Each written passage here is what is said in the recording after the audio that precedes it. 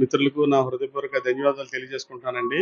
ముందుగా మొన్న జరిగినటువంటి ఈ పహల్గామా ఉగ్రవాద దాడిలో మన భారతదేశానికి చెందినటువంటి 28 మంది అసూలు బాశారు. వారందరికీ కూడా శ్రద్ధాంజలి ఘటిస్తూ మన బాలాజీ గ్రూప్ తరపు నుంచి మన మిత్రులు, కుటుంబ సభ్యులందరూ మేమందరం వారికి శ్రద్ధాంజలి ఘటిస్తామండి.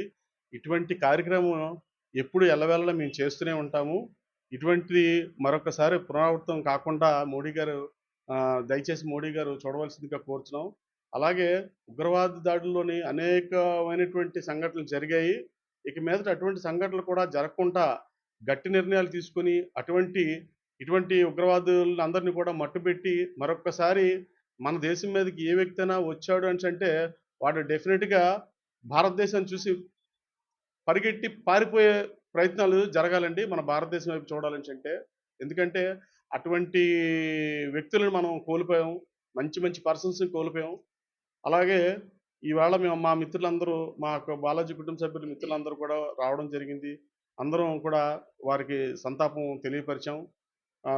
అలాగే మా యొక్క సుమన్ టీవీ వారికి మిగిలిన మిత్రులకు, మా యొక్క మార్కెటింగ్ మిత్రులందరికీ కూడా నేను ధన్యవాదాలు తెలియజేసుకుంటున్నానండి. సెలవు.